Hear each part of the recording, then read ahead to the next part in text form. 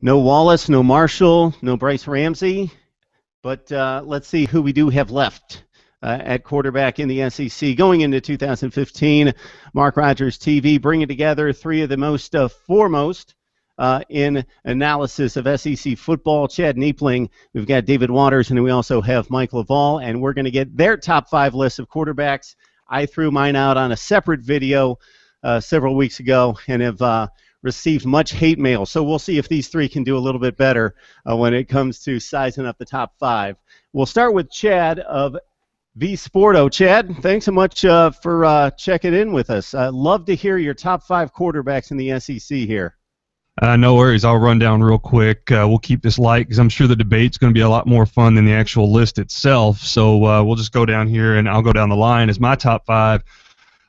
When creating my top 5 list, I looked at a couple things, and that is the supporting cast returning for 2015 and any and all scheme changes going into 2015 that may impact their performance.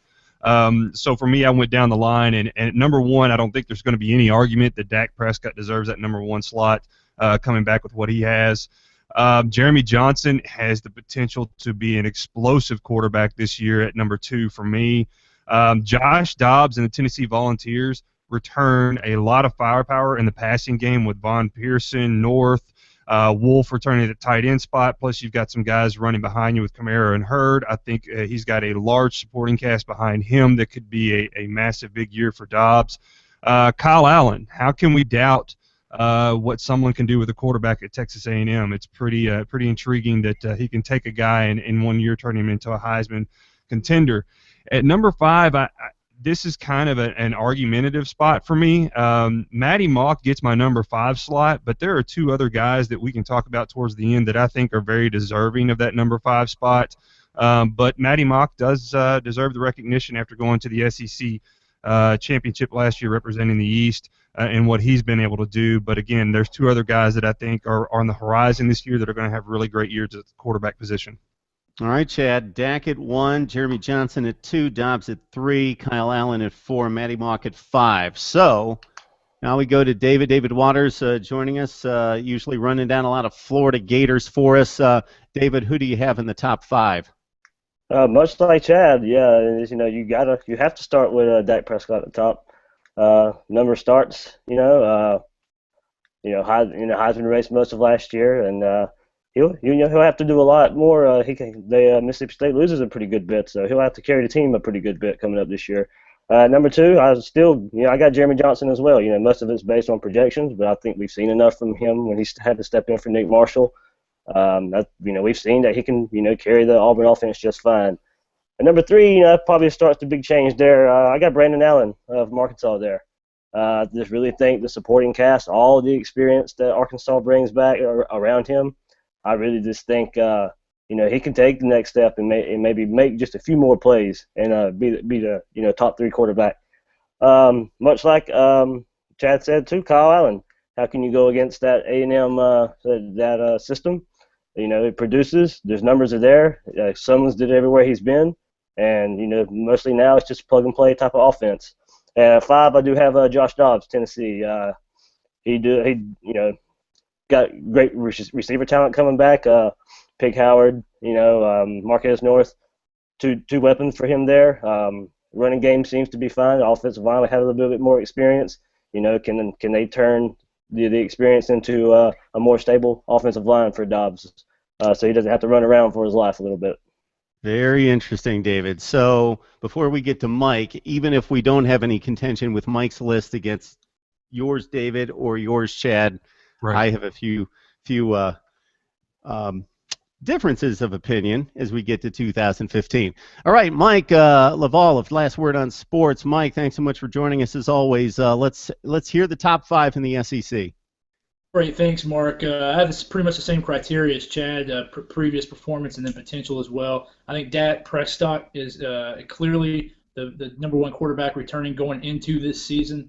I think Josh Dobbs is going to come in second in my rank. If you look at what he did for his 5 starts last season and the retooling that offense, returning 10 of their 11 starters, I think Dobbs has shown the performance and has a tremendous upside potential. I'm going to go with Matty Mock, number 3. I'm big on prior performance. Matty Mock in Missouri has been in the SEC champion 2 years in a row. Matty Mock ran that offense last year. He's still got Russ Hansborough back there. Obviously, the defense is probably not going to be as good next year, but I just think with what Matty Mock's done in the past, he deserves that number 3 slot. I'm going to go Kyle Allen, number 4. I'll tell you, I'm a little bit worried about Kyle Allen. He's still young. If you look at Louisiana Monroe and Alabama last year, the offense showed some very worrisome ability to kind of sputter, particularly that Monroe game, and then putting up a 0 against Alabama. That kind of makes me worry a little bit about Kyle Allen. Jeremy Johnson, number 5. I just don't know that we have the data points to put him up at 2 and 3. I know he's running the Malzonian offense down there. I know he's going to be at Auburn. I know he's going to put up numbers. And I think you also have to consider Patrick Towles at Kentucky. He put up some good numbers last year, faded towards the end. But I think number 1 slot's solidified. I think that 2 through 6 is really, I think you can slot those guys in any one of those slots and still have a legitimate argument. So, Chad, you did a nice job of setting us up. I like how you went with the criteria. So let me let you know what my criteria is. So you can go at this a number of ways. And one thing that I do that probably you guys are doing the complete opposite of, and there's no right or wrong here, is I strip away the supporting cast. So I'm trying to weed through the supporting cast, and instead of projecting who's going to have the best numbers based on their own ability plus the supporting cast and the coaching staff, is I try to strip that away and say these are the top 5 regardless of supporting cast. So there's 2 different ways to do that. The other thing is obviously you have to look at 2014 because that's the main track record for any of these guys. But I'm doing a little bit more projecting forward. So I'm going against the grain. My number 1 guy is Josh Dobbs. So what I saw out of Dak Prescott last year is exceptional ability, exceptional dual threat ability, and I saw him falter against the better teams. And so I'm just projecting forward that Josh Dobbs is going to take the 5 regular season starts and the maturity that we saw out of him, and he's going to project that forward and continue the maturity and the growth. So I've got Dobbs 1, I've got Prescott. Troubling stat here, down the stretch, minus the Vandy game and the UT Martin game. So we're talking Auburn, Alabama, Arkansas, and somebody else thrown in there, Ole Miss. You got 6 touchdowns and 8 interceptions out of Dak Prescott. So I've got Dobbs 1, I got Prescott 2. I'm going with Kyle Allen at number 3. I think it's interesting that David chimes in with Brandon Allen, who had a miserable 2013. The shoulder was much better last year, and we saw what he could produce in a run-oriented offense with a little help at wide receiver. I think 16 touchdowns, 5 interceptions. So Brandon Allen had a very nice bounce-back season in 2014. I've got Jeremy Johnson. I think he's might be the most talented of the 5, whoever 5 that you've got placed in those spots. But the 1 game of experience against Arkansas, he looked great. I expect him to have a great season, but I'm docking him just a bit because of the unknown factor. And I've got Matty Mock at number 5, who hasn't had exceptional supporting cast around him, at least not in 2014. He did the season prior with Damian Washington and DGB at wide receiver. So, gentlemen, what do you think of my top 5? With Dobbs at 1, Dak at 2. I guess I'll let Chad go first since he was in line. Well, if I'm looking at it here, I understand your argument. You're stripping away what they have around them, but at the quarterback position, it's key. You're quarterbacking. You can only do so much. You have to have the weapons around you in order to have a successful offense. So when I look at it, no disagreements. I do think I agreed with what David had said earlier with Dak having to prove himself a little bit this season because he's not going to have a Robinson behind him. Bowling Ball was probably one of the most significant pieces of that offense last year. But they're going to be able to step up. They've got some passing elements around them at Mississippi State, so I think Dak is going to be able to hold it down. But I do agree he's going to have a little more on his shoulders. I do agree with that with David. Dobbs, with putting Dobbs at the number 1 slot, I think he did great on the way down last season. The last 5 games going 4-1 there, I think he did a great job. But you have to turn around and look at Can he be consistent? Can that offensive line keep him upright? I think that's the biggest question coming in to this season. Last year, they only had 6 guys with a total of 6 career starts amongst that offensive line that came in last year. So you have to take a look at the fact, are they going to be any better? There are still some questions at different positions and the tackle slots, and that's going to be key with keeping him upright, especially on that blind side. So that's another question for him, and can he do that? I don't disagree with stripping away and looking at these guys, but I will say one thing. Tolles, I like Mike's pick on Tolles, Patrick Tolles. I think that he is a guy this year that is probably going to be able to come out and blow the doors off. He finished last year as the number 5 passing in the SEC, and he's a guy that's gotten overlooked quite a bit. Kentucky has went out and got some talent. And Brandon Allen, let's be honest about this, last year he went 20 TDs and 5 interceptions in a very scheme-specific fit for him. It's a 2 tight end set. You're not going to see a whole lot of glitz and glam. It is a downhill offensive system, and he's very scheme-specific for his fit. I think he is going to probably be one of the most consistent quarterbacks in the conference this year, point blank. I don't think there could be any argument there. He is probably going to be the guy that delivers you exactly what you need to have done for 4 quarters and get the win accordingly. So Towles and Allen, in my opinion, with Matty Mock at that 5 spot, for me, all 3, it's 5A, B, and C at that spot. But Mark, looking at your picks, I understand where you're coming from, but I have to look. I think for me, I have to look at the whole picture, not just what they can do, because what they can do is really only half of the equation. Yeah, and I think the evidence is in your camp, all 3 of you, with going with Dak Prescott. If I was rating the 5 best quarterbacks in the SEC last season, I would rate Dak Prescott most likely number 1.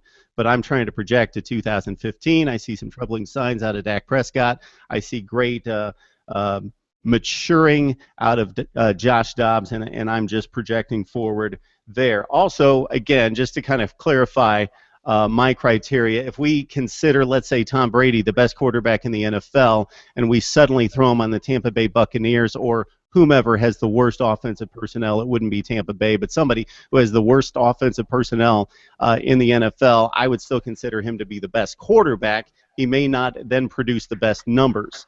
Kyle Allen, I think, is in a great situation, as David and Chad both mentioned, being in the great Texas A&M offense, and I think he's probably got the most talented and deepest wide receiver core of anybody in the league, maybe anybody in the nation.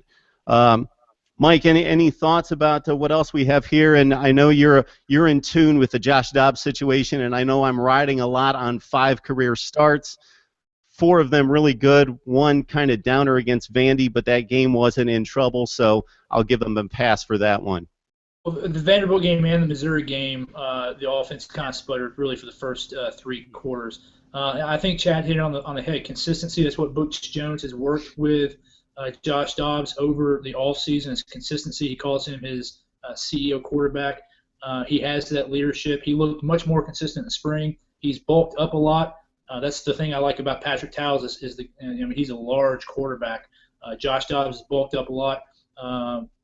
But I think with Dobbs, really what's going to help him the most is what you stripped out, the supporting cast. Just like Chad said, he's got Hurd and Kamara back there, so he's got a huge back and a fast back. He's got the Tennessee wide receivers are a very deep squad. The offensive line is still a little bit of concern, but with Dobbs, I'm not too worried as much as I was worried about Justin Worley, because Dobbs has that ability to move around in the pocket and run if he needs to. He had almost as many. Let's see here. He had 8 running touchdowns to go along with 9 passing touchdowns last year. So I think Dobbs. I think he's a solid number 2.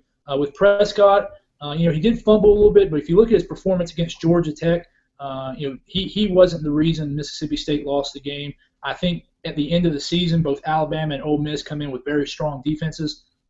They were able to scheme against him a little bit, take away his 1 top receiver and the running attack they had. So I still think Prescott's probably the best guy there. But I do acknowledge that he did kind of struggle at the last part of last year. But I think that was more the defenses he played and them scheming particularly against him. But I really think that 2 through 6 slot, and then if you throw in Brandon Allen, I would have him at 7. But I think that 2 through 7 slot, you can really Just like Dave said, you can kind of slot those guys, particularly that 5 slot. You can probably slot those guys in any order, still have a legitimate argument. But I think Prescott and Dobbs are solids 1 and 2s. And David, before I give you a little bit more time, I scanned my top 5, throw in Brandon Allen like Mike just did, and I'm going to give some kudos to Matty Mock, and I'm going to give some kudos to Kyle Allen for doing something that I don't believe these other guys have done, and that's pull out a game. Well, Josh Dobbs has, even only his 5 career starts, pulling out a game late. So Kyle Allen had the bad debut against Louisiana Monroe. Then he went on the plains at Auburn when nobody thought he could win that game, and he pulled it out against the Auburn Tigers. He threw an early pick 6 in the bowl game against West Virginia. Then he lit up the Mountaineers. I had the numbers here somewhere. 4 touchdowns, 300 yards passing against West Virginia. He pulls out that game. Matty Mock in the 2 championship seasons going to the Georgia Dome in Atlanta had numerous games that he had to pull out at the end. Some people consider him reckless, careless with the football. Didn't have great weapons again in 2014 like he did and James Franklin did in 2013, but won a lot of big ball games. And again, Dobbs was able to do it against South Carolina as well in overtime. So David, anybody else? I know Jeremy Johnson's kind of a wild card. I'm very interested to see how Auburn transforms their offense from Nick Marshall-led triple option, get it on the edge with a running game versus Jeremy Johnson standing tall in the pocket. Yeah, I mean that really is a question. How do they translate from Nick Marshall to Jeremy Johnson? I don't think they'll ask Jeremy Johnson, of course, to run nowhere near as much as they did Nick Marshall.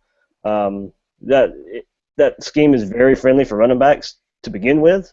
So I think they'll rely on the running backs to do most of the running with Johnson at quarterback. But I mean, you got to look at some of the weapons he's had. I mean, Malzahn has been able to also just find these big receivers that just make plays. Just throw the ball up 40 yards downfield, and they're Sammy Coates, and now Duke Williams.